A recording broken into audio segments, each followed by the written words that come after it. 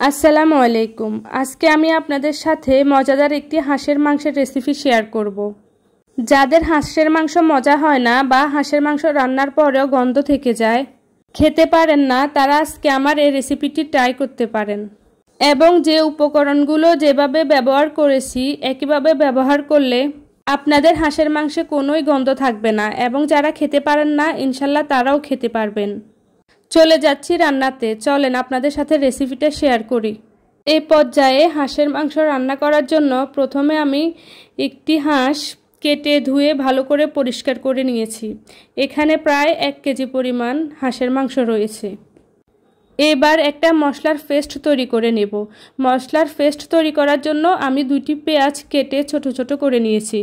তার সাথে নিয়েছি 1 চামচ আস্ত জিরা, একটা টমেটো আর 10-12টা শুকনো মরিচ। শুকনো মরিচটা কিন্তু আপনাদের টেস্টের উপর নির্ভর করে, আপনারা বাড়িয়ে বা কমিয়ে নিতে পারেন। এখন এই মশলাটাকে আমি একটি ব্লেন্ডিং জারে ভালো করে ব্লেন্ড করে নিব। হাঁসের মাংসে যদি আপনারা পেঁয়াজ, জিরে এবং শুকনো মরিচটা পেস্ট করে দেন তাহলে অনেক ভালো একটা ফ্লেভার আসবে এবং গ্রেভিটাও খেতে অনেক টেস্ট হবে।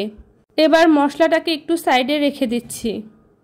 এছাড়াও আমি এদিকে নিয়েছি 2 টেবিল চামচ রসুন বাটা, 1 টেবিল চামচ পরিমাণ আদা বাটা, 1 চা চামচ পরিমাণ ধনিয়া গুঁড়া, 1 চা চামচ পরিমাণ গরম মশলার গুঁড়া, 1 চা চামচ পরিমাণ হলুদ গুঁড়া আর সামান্য কিছু মরিচের গুঁড়া নিয়েছি মাংসের কালারটা যেন সুন্দর হয় সেজন্য। এই পর্যায়ে অ্যাড করে দিচ্ছি পেঁয়াজ, জিরে আর শুকনো মরিচের পেস্টটা, যেটা আমি কিছুক্ষণ আগে ব্লেন্ডারে ব্লেন্ড করে নিয়েছিলাম।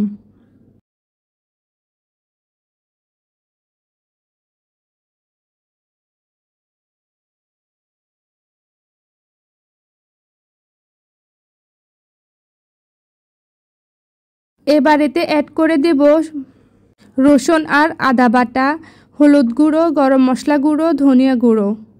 এই পর্যায়ে আমি আরও কিছু জিরের গুঁড়ো অ্যাড করে দিচ্ছি। আমার মনে হচ্ছে জিরে যেন একটু কম হয়েছে।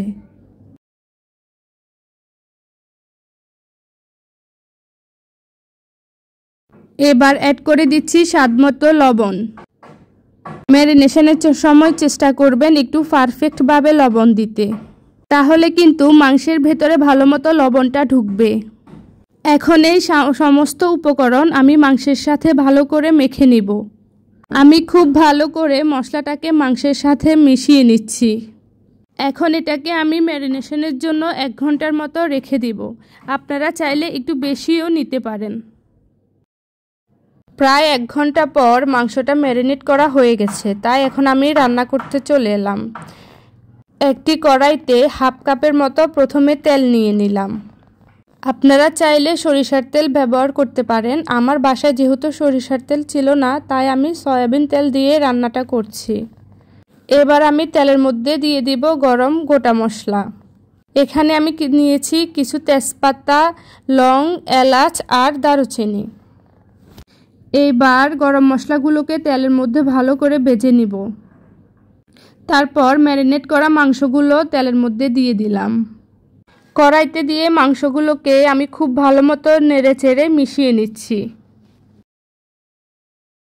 মিশিয়ে নেওয়া হয়ে গেলে এই পর্যায়ে মাংসগুলোকে আমি 10 মিনিটের জন্য মিডিয়াম আঁচে চুলার উপরে ঢাকনা দিয়ে বসিয়ে রাখব।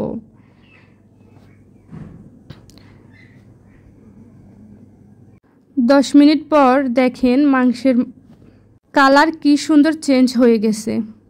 আমি মাংসগুলোকে আবার ভালো মতো নেড়েচেড়ে দিচ্ছি।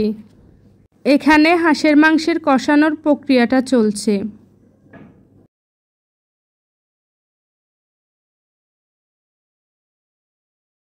আমি প্রায় 20 মিনিট ধরে মাংসটাকে ভালো মতো কষিয়ে নিয়েছি। মাংসটা কষানো হয়ে গেছে এটা কি করে বুঝবেন? যখন দেখবেন মাংসের তেল সম্পূর্ণ উপরের দিকে বেশি উঠেছে আর মশলা নিচে বসে আছে, তখন বুঝবেন মাংস কষানো হয়ে গেছে। এবার আরেকটুর জন্য ঢেকে আমি আবার নেড়ে ছেড়ে দিচ্ছি। এ পর্যায়ে মাংসের ভিতরে একটু গরম পানি অ্যাড করে দেব। আপনারা অবশ্যই গরম পানি অ্যাড করার চেষ্টা করবেন। গরম পানি অ্যাড করলে মাংস খুব সুস্বাদু হয়, পানসে ভাবটা থাকে না। তো আমি হাঁসের মাংসটাকে ভুনা করেছি, তাই এ পর্যায়ে আমি চুলা থেকে নামিয়ে নিচ্ছি। এবং আমার রান্না করা মাংসটাও কিন্তু একদম প্রপারলি সিদ্ধ হয়েছে। আপনারা দেখলেই বুঝতে পারবেন কালারটা ঠিক কতটা সুন্দর হয়েছে। একদম রান্নার শেষ পর্যায়ে আপনারা যদি দেখেন মাংসটা এখনও সিদ্ধ হয়নি, তাহলে আপনারা সামান্য একটু গরম পানি দিয়ে আবার সিদ্ধ করে নিতে পারেন। কখনোই মাংসের মধ্যে ঠান্ডা পানি অ্যাড করতে যাবেন না, তাহলে কিন্তু মাংস খুব বেশি সফট হবে না আর পানসে ভাবটা চলে আসবে। আমি মাংসটাকে একটি সার্ভিং প্লেটে ঢেলে নিচ্ছি। দেখেই বুঝতে পারতেছেন মাংসটা ঠিক কতটা সুন্দর হয়েছে। আমি যেভাবে রান্না করেছি আপনারাও যদি সেম প্রসেস ফলো করেন, আশা করি আপনাদের রান্নাটাও খুব মজা হবে।